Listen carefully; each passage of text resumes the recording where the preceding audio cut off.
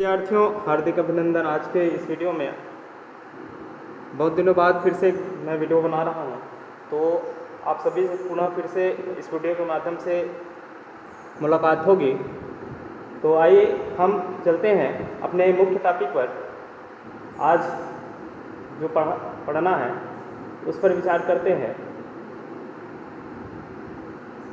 अध्याय 4, पदार्थों का पृथक्करण।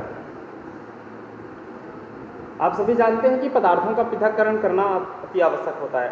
कई प्रकार के पदार्थ होते हैं और कुछ पदार्थ ऐसे हैं जो हमारे लिए आवश्यक होते हैं उन्हीं पदार्थों में, और कुछ अनावश्यक होता है। जैसे चावल की बात करें तो चावल में कंकड़ पत्थर वगैरह होता है, वो हमारे लिए क्या है, वह अनुपयोगी होता है। इस कारण से उस कंकड़ पत्थर को चावल से अलग करके जो उपयोगी है हमारा चावल, उसको रखा जाता है। तो इस प्रकार से पदार्थों को अलग करने की जो प्रक्रिया है वही पृथक्करण कहलाता है। तो आज इसी के बारे में इस अध्याय में हम पढ़ेंगे।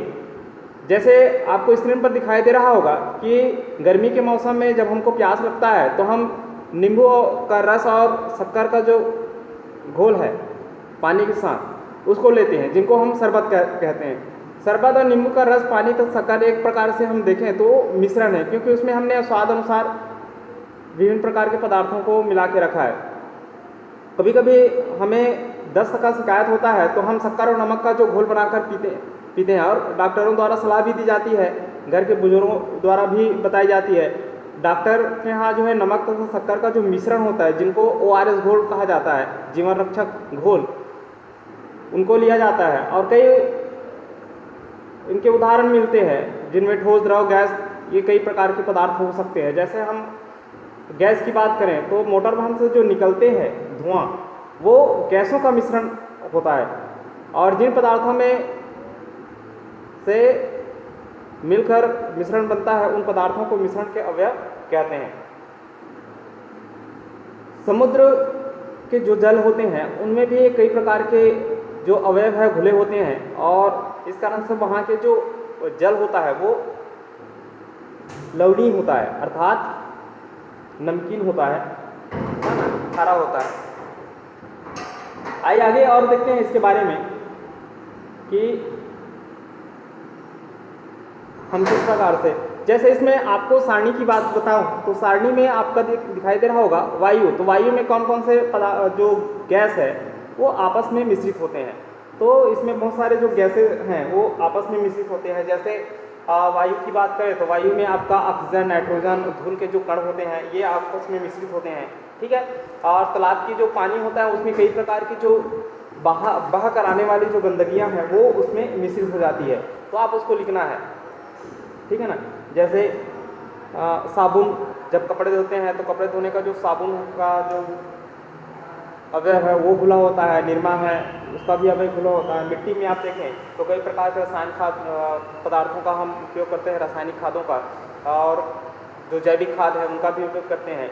और उसमें आपका ह्यूमस है, जैसे पेड़ पौधे का जो पत्तियां हैं, है ना, वो टूट कर गिर जाते हैं और मिट्टी पर ही सड़ने का काम होता है, ठीक है। तो इस प्रकार से आप और भी अन्य चीज़ों को अपने इस टेबल पे 5वां और 6वां में लिख सकते हैं। जैसे वायु का दिया हुआ है तो खेत से लिया गया है। गेहूं में कौन कौन सा होता है तो गेहूं होता है और उसमें भूसा भी होता है, उसको लिख सकते हैं। तालाब में आपका पानी में कौन कौन सा मिश्रण है तो उसको भी आप इसमें लिख सकते हैं, है ना, उसमें जलीय जीव को का नाम लिख सकते हैं, ठीक है। मिट्टी में जैसे मैंने बताया रासायनिक खाद है, जैविक खाद है, कई प्रकार की उसमें जो अपशिष्ट पदार्थ हैं उसमें मिले होते हैं, उसको भी आप लिख सकते हैं अवयव के रूप में। और भी उसमें आप लिख सकते हैं 5 और 6 में। जैसे हमने पूरा में शरबत की बात, वैसे ही आप घर में जो सब्जी होता है उसके भी बारे में लिख सकते हैं। चावल का जैसे भोजन का जो पकना है वो कौन कौन से पदार्थों से होता है, उनका अवयव के नाम आप इस सारणी में बना सकते हैं। अगला सारणी की बात करें तो अगला सारणी है, इसमें आपको क्या करना है, कुछ पदार्थों को लेना है, कुछ पदार्थों को लेना है और उन पदार्थों में यह देखना है कि उसमें कौन कौन से पदार्थ मिश्रित मिले हुए हैं। उन पदार्थों को हम अपने दैनिक जीवन में किन किन विधियों का उपयोग कर अलग करते हैं। आपकी बुक में दिया हुआ है, इन विधियों के बारे में और विस्तार से जानकारी लेंगे। फिर भी से आपके इस जो दैनिक जीवन में जो घर में होता है, आपके मम्मी पापा या कोई बुज़ुर्ग है ना, आपके घर में, वो विभिन्न प्रकार के पदार्थों को किस प्रकार से अलग करने का काम करते हैं। जैसे हम देखें, चावल की बात मैंने पूर्व में बताया था। चावल का जो उपयोगी सामान हमारे लिए चावल है, और उसमें भूसा भी होता है, कंकड़ भी होता है, उनको अलग करने का काम करते हैं। तो उसमें हम जब चावल की बात करें तो चावल को कभी कभी फटकन विधि है ना, हवा के माध्यम से उसको फटकने की विधि, या जैसे सूप आता है ना, उसमें अलग करने का काम करते हैं, चालने का काम करते हैं, चलनी आती है उसकी, है ना। आगे देखें तो चाय पत्ती युक्त चाय, है ना, चाय जो होता है, हम चाय में चाय पत्ती डालते हैं तो उनको अलग करके हम चाय को लेते हैं, ठीक है ना। तो उसमें हमारे लिए चाय उपयोगी है, चाय का जो पेय पदार्थ है, ठीक है। और जो चाय की पत्तियां होती हैं वो अनुपयोगी है, उसको क्या करते हैं, छानने का काम किया जाता है ना। जिससे छानते हैं, छननी आती है उसकी, है ना, फिल्टर जो आता है उससे छाना जाता है। गेहूं की बात करें तो गेहूं में क्या होता है, भूसा भी है, कंकड़ भी होता है। तो गेहूं हमारे लिए उपयोगी है तो गेहूं लिखेंगे, और इसमें क्या कर देंगे, आप भूसा कंकड़ को फिर से दर्शा सकते हैं। इसमें भी ये विधि आप उपयोग कर सकते हैं, गिनने का विधि, चालने का विधि, फटकने का विधि, ये काम कर सकते हैं, ठीक है। अगला जो आप 4 और 5 दिया हुआ है, उसको आप अपने तरीके से आपके घर में जो देखते हैं उन चीज़ों को आप लिख सकते हैं। जैसे सब्जी की बात करें या फिर अन्य जो सामग्री है आपके घर में, है ना, उड़द है, दाल वगैरह है, इसको आप अलग किस प्रकार से करते हैं, उसमें क्या करना है, इसमें लिख देना है। और उसमें जो चीज़ें उपयोगी है आपके लिए, आप घर में यूज़ करते हैं उसको, और ये अनुपयोगी, उससे कौन सा पदार्थ अनुपयोगी है उनको फेंका जा रहा है, और इसमें क्या विधि आपने अपनाई, ठीक है। तो इस प्रकार से आप इस सारणी को भी कंप्लीट करेंगे। और सारणी को ध्यान रखें कि सारणी को कंप्लीट करते समय आप केवल पेंसिल का ही उपयोग करेंगे, पेन से नहीं करेंगे।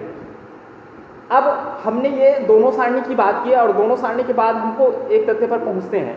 तो हम जो ये पदार्थों को उपयोगी और अनुपयोगी में अलग करने की जो तरीका है ना, उनको हम उचित विधि या विधियों का उपयोग करके किसी मिश्रण के विभिन्न अवयवों को पृथक करना पृथक्करण कहलाता है। आपके स्क्रीन पर दिखाया जा रहा है, नीचे आप देख सकते हैं। तो इसमें बताया जा रहा है कि हम किस प्रकार से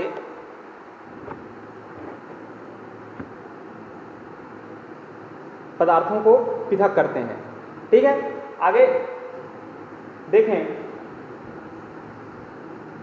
तो पृथक्करण की आवश्यकता क्यों होती है, ये महत्वपूर्ण टॉपिक में से एक है, और प्रत्येक साल इससे क्वेश्चन बनते हैं, और त्रैमासिक है, अर्धवार्षिक है, और वार्षिक में भी पूछे जाते हैं क्लास 6 के चैप्टर में, और जो एग्ज़ाम होते हैं उसमें।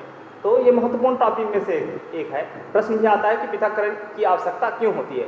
तो इनका जो मुख्य बिंदु है, तो मुख्य बिंदु की बात करें तो मुख्य बिंदु क्या है, अवांछनीय अवयवों को हटाने के लिए पहला काम, जो पहला इसका जो आवश्यकता पड़ता है, हमारी जो आवश्यक चीज़ें हैं उनमें जो अनावश्यक चीज़ें हैं उनको हटाने का काम, है ना। आवश्यक और अनावश्यक चीज़ों को अलग अलग करने का काम, उपयोगी और अनुपयोगी चीज़ों का, अवांछनीय जो हमारे लिए उपयोगी नहीं है, अशुद्धि है, उसको हटाने के लिए। दूसरा चीज़ हम देखें, इसमें दूसरा जो आवश्यकता पड़ती है किस लिए, तो दूसरा आवश्यकता पड़ती है हमको उपयोगी पदार्थ प्राप्त करने के लिए, ठीक है। तो ये दूसरा हमको इसकी आवश्यकता पड़ती है पृथक्करण की। तीसरा शुद्ध पदार्थ प्राप्त करने के लिए। ये 3 प्रकार के हमको क्रियाकलाप या क्रियाकलाप करने के लिए हमको पृथक्करण की आवश्यकता पड़ती है, ठीक है। तो आपको यदि एग्जाम में पूछा जाता है कि पृथक्करण की जो आवश्यकता है वो किस प्रकार से पड़ती है,